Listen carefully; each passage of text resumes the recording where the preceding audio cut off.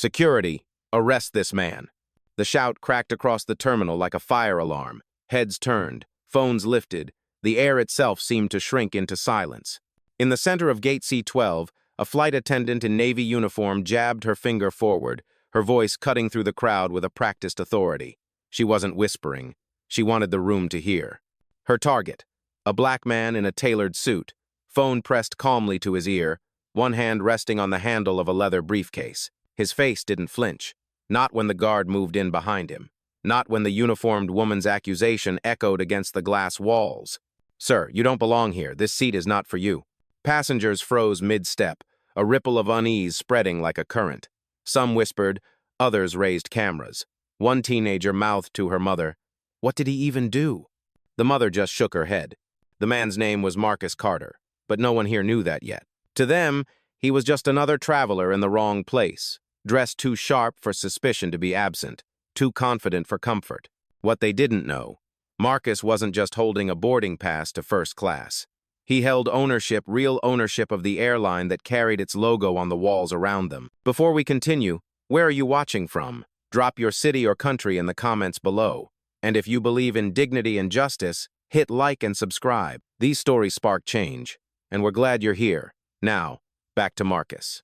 The attendant leaned closer, her voice dripping with disdain. "This man is attempting to fraudulently access first class. He tore someone else's ticket, or he printed his own. Either way, security, get him out." Her words weren't just orders, they were theater. The kind that banks on an audience agreeing silently, even when it feels wrong. Behind Marcus, a uniformed officer stepped forward, heavy boots thudding against the polished floor. His hand hovered near Marcus's arm as if ownership of the space was already decided. But Marcus stayed still, his phone line open, his breathing even. He didn't argue, he didn't shout. He simply placed his boarding pass clean, valid, undeniable back on the counter between them.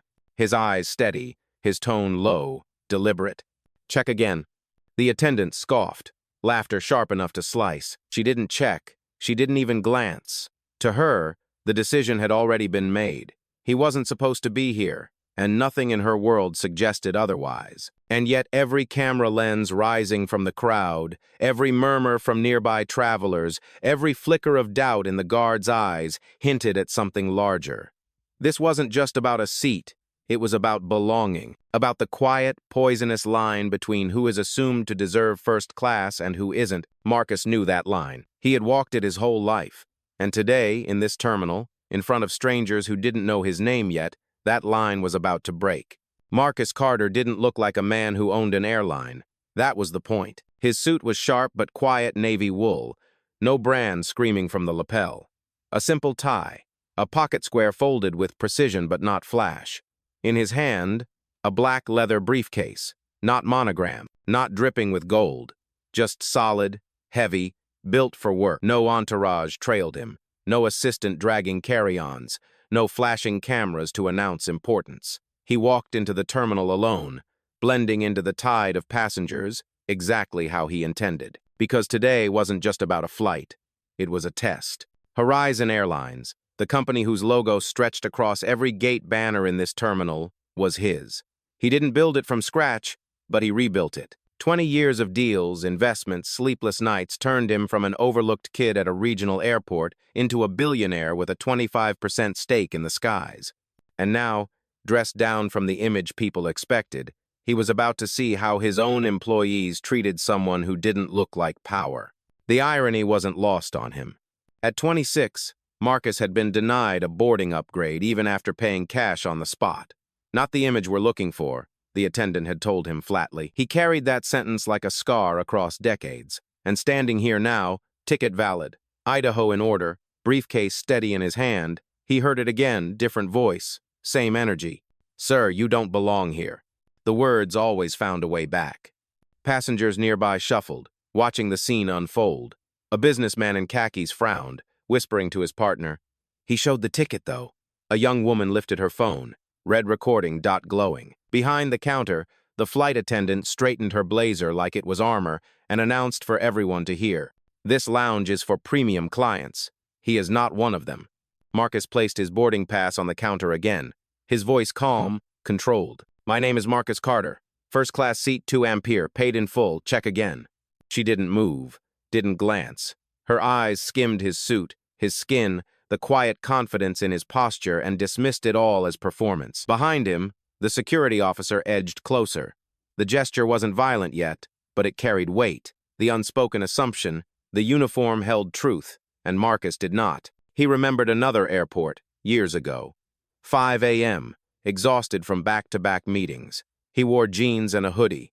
The gate agent took one look and said the upgrade list was full, even though Marcus had already confirmed his place. He sat in coach that day, pressed against a window, and promised himself, one day, they'd have to know his name. But not yet. Not here. Not like this. Because what mattered wasn't recognition, it was revelation. That's why he stayed silent now. Why he let the accusations build. Because in silence, prejudice exposes itself faster than in argument. And Marcus knew every second they spoke, they dug the grave of their own credibility. He turned slightly, eyes scanning the passengers gathering around. He saw doubt, confusion, and quiet indignation ripple across the crowd. One man muttered, "This doesn't feel right." Another whispered, "Why are they treating him like that?" Marcus didn't answer. He didn't need to. He stood anchored to the polished floor of Gate C12, breathing slow, heartbeat steady, letting the storm gather. Because storms, he knew, always revealed the weak structures first, and this one was just beginning. The attendant didn't lower her voice. She raised it. "Sir, this ticket doesn't match. You need to step aside before you cause a scene." A scene?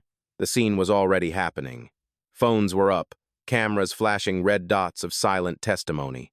The hum of the terminal had shifted less about boarding calls and coffee orders, more about the quiet weight of an accusation hanging in the air. Marcus stood still, the briefcase at his side, his boarding pass on the counter.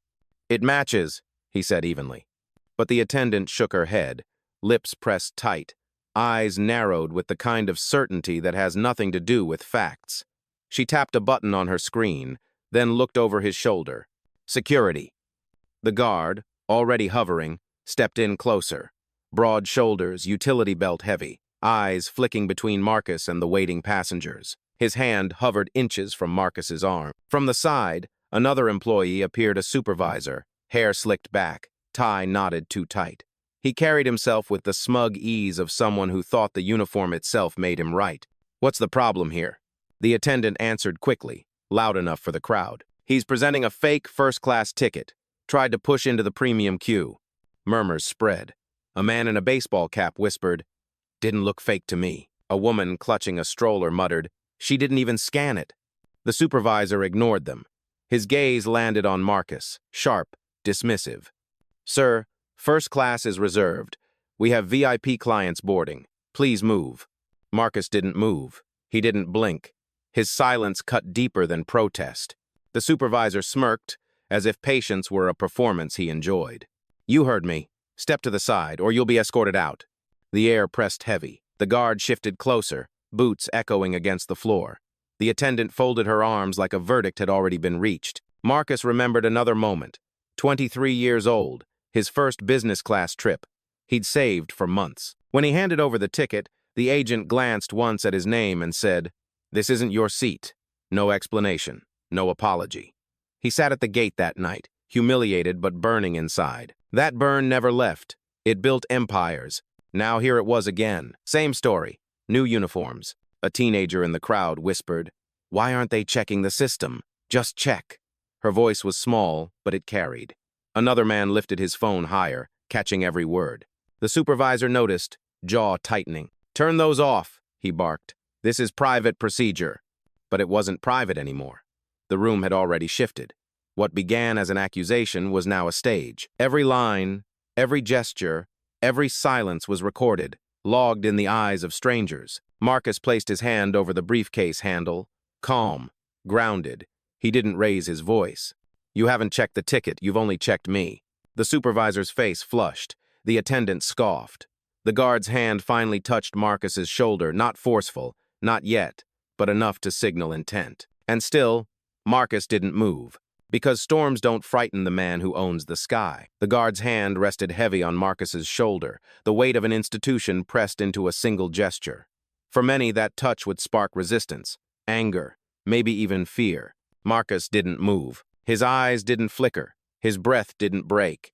He stood as if anchored to the polished floor, as immovable as the steel beams holding up the terminal roof. The attendant expected outrage. She expected shouting, a scuffle, a protest that could justify her suspicion. But what she got instead was silence, an unshakable calm that unsettled more than any raised voice could. "Sir, comply," the supervisor snapped, his tone sharper now. "We're not asking again." Marcus's gaze slid from the guard's hand to the supervisor's eyes, slow and deliberate. Then, with a voice measured and low, he said only 2 words. "Check properly." The phrase landed like a gavel, short, heavy, unyielding, but again the attendant scoffed. "Enough games. People like you." She stopped, catching herself, but the slip had already cracked the surface. The crowd heard it. A ripple of discomfort spread through the onlookers. A man in line whispered, "People like you? She really said that?"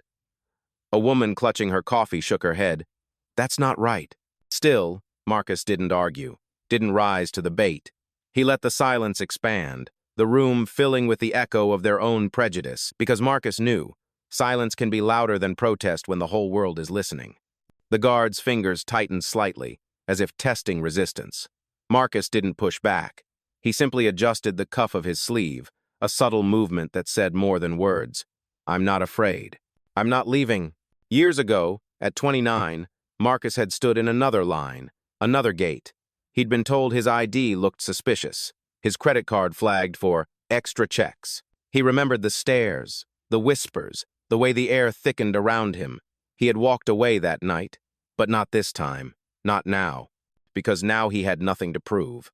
The supervisor leaned closer, voice dropping to a hiss meant to sting. "You're wasting everyone's time. Step aside before you embarrass yourself." But embarrassment only clung to those who felt shame, and Marcus had none left for this game. He simply straightened his posture, squared his shoulders, and let the moment breathe. He didn't need to defend himself. Every second of silence pressed their arrogance into sharper relief. A teenage boy near the window muttered, "Why doesn't he fight back?" His father replied softly, "Because he doesn't have to. Look at him." And they did. The passengers, the guard, even the attendant, who for the first time felt the weight of her own words sink into the quiet. Marcus's calm wasn't weakness, it was indictment. And in that silence, the balance of the room began to tilt. The silence broke not from Marcus but from the people around him. A phone lifted higher in the crowd. Its lens caught the attendant's tightened jaw, the supervisor's glare, the guard's hand still resting on Marcus's shoulder. Red light blinking, recording.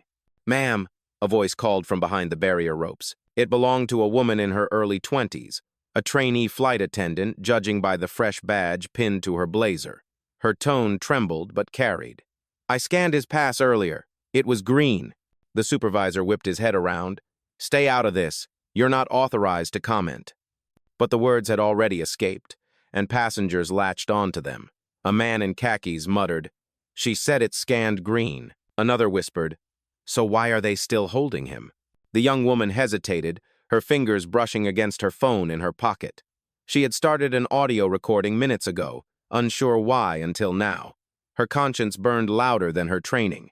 Meanwhile, 2 rows back in the boarding line, a traveler in a gray hoodie lifted his phone higher, streaming live. His voice, hushed but firm, narrated for an unseen audience. "Gate C12, Horizon Airlines. They're holding a passenger even though his ticket is valid. This is happening right now." The attendant noticed the cameras. Her posture stiffened, her voice louder, as if volume could overpower the growing evidence. "This is a private matter. Stop filming. Delete those videos immediately." But the crowd didn't lower their phones. They raised them. One by one, lenses tilted forward, the quiet rebellion of observation. Marcus stood still at the center of it all, unshaken. He didn't need to lift a finger. The witnesses were doing it for him. The guard shifted uncomfortably, his grip loosening. He felt the eyes, the judgment, the weight of being recorded. For a moment, his authority seemed less like protection and more like exposure. A passenger near the window spoke louder than a whisper this time. "Why aren't you just verifying the ticket? It takes 2 seconds." The supervisor's jaw tightened. "Because fraud." He stopped, realizing the explanation sounded thinner spoken aloud. He straightened his tie, forced confidence into his voice. Because Horizon has standards, and sometimes standards mean trusting experience over appearances. That word appearances hung heavy. The crowd caught it instantly. Murmurs surged. Someone scoffed. Another shook their head. The trainee attendant's voice rose again, steadier now. But I did verify it. His seat was 2 ampere. It was clear. Enough, the supervisor barked, his control slipping. You're new. You don't understand. But she did. Everyone did. Phones kept filming. Passengers kept watching. And in the center, Marcus's stillness became louder than their noise. He adjusted his cuff once more, gaze steady on the counter. His silence wasn't retreat. It was strategy. Because every camera, every whisper, every witness was building the case he didn't need to argue. And though the staff thought they were pressing him down, the truth was clear to anyone watching. Marcus wasn't being cornered. He was letting them build their own cage. The supervisor's patience snapped. His voice carried across the terminal, meant for the crowd as much as for Marcus. This man is not a premium client. He's wasting our time, and he's holding up real passengers. Real passengers. The words dropped like stones. Phones caught every syllable. The teenager who'd whispered earlier muttered louder now. So he's not real because... What? Because of how he looks? Her mother pressed her lips together, eyes narrowing at the counter. The attendant seized the moment, emboldened by her manager's tone. She leaned forward, chin high, arms crossed like a verdict. Let's stop pretending. That ticket is stolen or forged. First-class seats don't belong to people like him. The phrase cut deeper than a shout. A ripple of gasps moved through the gate area. One man cursed under his breath. A woman near the stroller shook her head violently. That's disgusting. Marcus didn't move. Not a word. His silence forced the insult to echo longer, hang heavier, settle into every witness like ash. The guard's hand hovered again, hesitant now, caught between duty and doubt. He looked at Marcus calm, composed, unshaken, and then at the crowd recording. His grip loosened, but he didn't step back. The supervisor mistook that hesitation for weakness. He doubled down. Sir, I'm instructing you to vacate this area immediately. First class is reserved for paying clients. You are not one. I paid. Marcus's tone was steady, almost soft. The supervisor laughed once, humorless, sharp. With what? Fake cards? Found IDs? We've seen this before, and you people always think you can talk your way out. The words hit the floor like glass shattering. Gasps again. Someone whispered, Did he just say you people? A man in a baseball cap raised his voice now, no longer content to whisper. He showed his ID. He showed his ticket. You haven't even checked the system. This is on you. The attendant shot back, venom laced in her voice. Sir, unless you'd like to join him in being removed, stay out of it. The crowd stirred. Anger simmered. A low murmur filled the air, like the hum before a storm. Phones caught every angle, every insult, every second of arrogance unfolding in real time. Marcus stayed still, hands steady on his briefcase. Inside his mind, echoes of the past rose. The hotel clerk at 19 who told him, This lobby isn't for kids like you. The banker at 24 who smirked and said, Loans that size aren't given to people from your background. Different spaces, same undertone. And now, at 47, in front of cameras and strangers, the chorus returned. But this time, Marcus wasn't here to walk away. He breathed once, slow, measured. Then he lifted his eyes directly to the supervisor. Check. The ticket. The command wasn't loud. It didn't need to be. Its precision was sharper than any scream. The supervisor's smirk faltered, if only for a flicker. He looked at the attendant, then at the crowd. Phones unblinking, witnesses everywhere. His arrogance demanded he hold the line. Number, we're done here. Oh. With that, he reached across the counter, snatched Marcus's boarding pass from where it lay, and waved it like contraband. Then, in a single motion, he tore it down the middle. Gasps exploded. The sound of paper ripping felt louder than an engine starting. A mother covered her child's ears as if to block out the violence in the gesture. The attendant smiled, cruel and certain. There, no more fake ticket. Now step aside before security drags you out. Phones kept filming. The crowd kept watching. And Marcus, still calm, still rooted, watched them dig deeper into the hole they thought was his. But everyone watching knew. It was theirs. The sound of the ticket tearing hadn't even faded when the supervisor barked the final order. "Security, remove him now." The guard stepped forward fully this time, posture rigid, hand reaching for Marcus's arm with the authority of someone who thought the crowd's silence was compliance. But it wasn't silent anymore.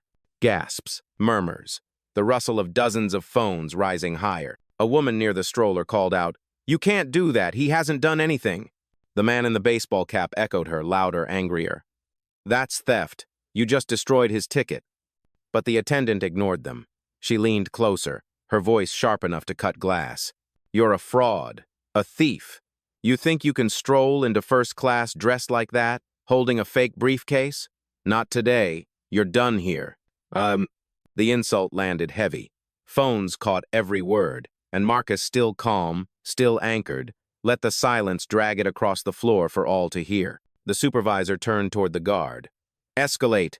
Call airport police. Tell them we have a non-compliant passenger attempting fraud." The guard hesitated.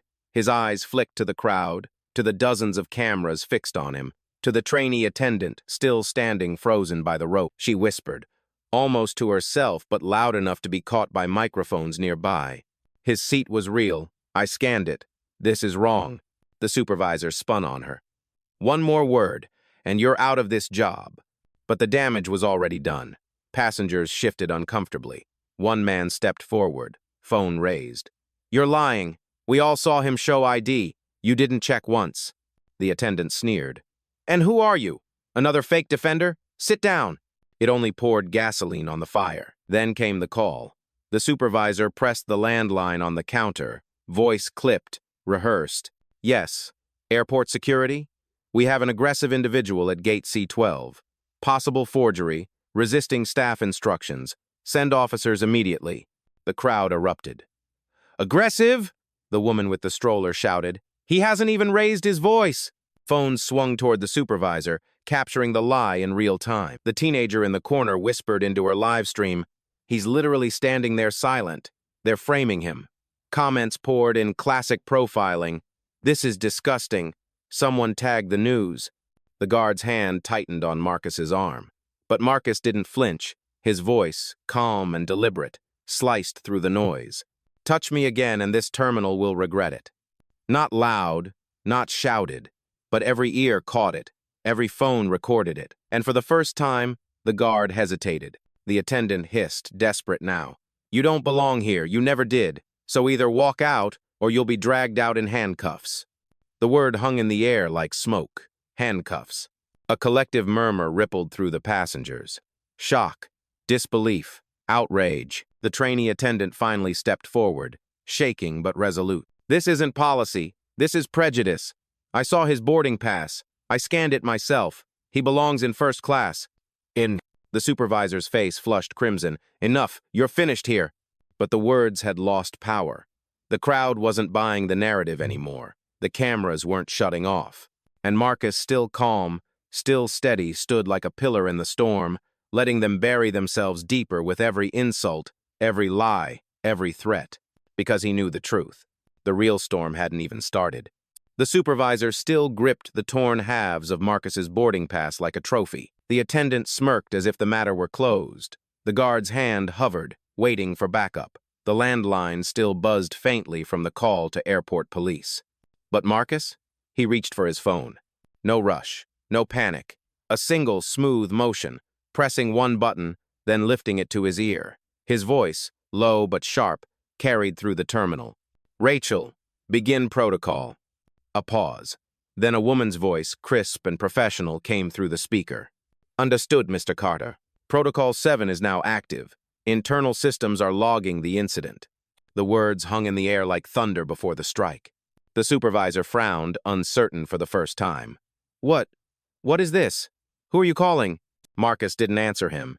He didn't need to. He spoke only into the phone. "Rachel, confirm live capture." "Confirmed," she replied. "Every statement made in the last 5 minutes has been flagged and synced to Horizon's corporate board. Real-time review in progress." Gasps fluttered through the crowd. Someone whispered, "Wait, Horizon? Isn't that the airline itself?" The attendant's smirk faltered. Her eyes darted to the passengers, then back to Marcus. "Nice trick. Dropping big names, it won't save you. Marcus turned his head slowly, locking eyes with her. I don't need saving. The line landed heavy. Phones caught it. The crowd murmured louder. Rachel's voice came again, calm, surgical. Mr. Carter, would you like me to escalate to compliance review? I have the staff names logged supervisor at gate C12, attendant on duty, incident tagged under profiling, ticket destruction, false report. Yes, Marcus said, still calm. Escalate. The supervisor blustered, voice cracking with forced authority. You don't get to escalate anything. You're nobody. You're a liar who forged his way into this line. But even as he said it, doubt crept into his tone. Because if Marcus were truly nobody, why did his phone call sound like an order, not a plea? The guard shifted uneasily. Cameras tilted closer. The trainee attendant stepped forward again, her voice trembling but clear. I heard the system ping green. Twice. He's telling the truth. Rachel's voice returned, steady as a metronome. Mr. Carter, internal compliance has confirmed the boarding log. Seat 2 Ampere. Marcus Carter. Verified. Paid in full. Their refusal to acknowledge it has been time-stamped. A collective murmur swept through the crowd. Passengers exchanged looks. The baseball cap man whispered, he was legit the whole time. The supervisor's face drained. His tie suddenly felt too tight. That's impossible. He can't be. Marcus finally spoke. Not to Rachel, not to the staff, but to the room itself. His voice even, deliberate. You tore up my ticket. You called security. You called me a fraud. And yet I'm still standing here. The silence that followed wasn't peace. It was pressure, the kind that bends steel. Then Marcus lowered the phone just enough for his next words to cut the air raw. This is the beginning of your audit. The terminal had fallen into a strange kind of quiet. Not silence because phones were still recording, passengers still murmuring, but the quiet that comes when everyone leans forward at once, waiting for the next blow. Marcus didn't rush it. He let the supervisor's face twitch, let the attendant's smirk shrink, let the guard's hand hover in hesitation. Then he slipped his phone into his pocket, straightened his jacket, and spoke. My name, he said evenly, is Marcus Carter. The words alone didn't shift the room. But then he added, CEO, founder, and 25% shareholder of Horizon Airlines. It hit like a shockwave. Gasps tore through the crowd. Phones swung higher, fingers trembling to catch every angle. Someone muttered, no way. Another whispered, he owns this airline. The attendant froze. Her lips parted, but no words came out. The supervisor shook his head violently, denial clinging to him like a last defense. You're lying. This is some scam. If you were really Marcus Carter, we'd know. Marcus's eyes didn't waver. He reached into his briefcase, pulled out a sleek black business card, matte finish, heavy stock, his name etched in silver beside the Horizon crest. He set it gently on the counter where his torn ticket still lay in shreds. Read it, he said. The supervisor's hand trembled as he picked it up. His eyes darted over the letters, recognition dawning. His throat bobbed. This can't. Behind him, the trainee attendant whispered, barely containing awe. It's real. Marcus took a single step forward. His presence filled the gate more than any shouting could. You told me I didn't belong. You tore up my pass. You called the police on your own employer. Phones caught every word. The crowd was no longer just watching. They were aligned, leaning toward Marcus like gravity itself had shifted. The attendant stammered. We had no way of knowing. You were dressed. Dressed how? Marcus cut in, his voice sharp, unflinching. In a suit not flashy enough? With skin not pale enough? With confidence you couldn't reconcile with the image in your head? The line sliced the room clean. Gasps again. A man near the window muttered. He nailed it. The supervisor tried once more, desperation cracking through. It was procedure. Number. Marcus's voice was final, cutting. It was prejudice, and now it's policy failure. Logged, time-stamped, sent to the board I control. The guard stepped back, hands lifted, his authority crumbling in the weight of revelation.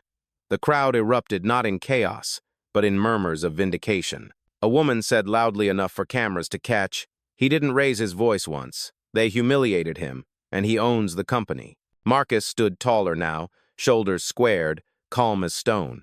He didn't need anger.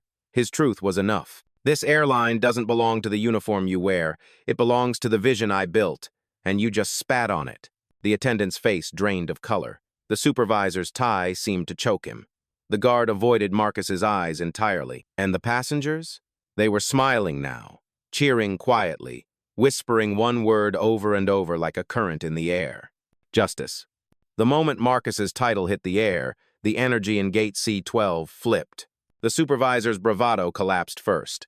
His face went pale, lips twitching as if words might save him, but none came. The torn halves of Marcus's ticket slipped from his hand, fluttering to the floor like evidence of his own downfall. The attendant's smirk vanished. Her jaw trembled, eyes darting to the passengers, then back to Marcus. She opened her mouth in excuse, maybe, but no sound came. She looked smaller now, swallowed by the uniform she once wore like armor.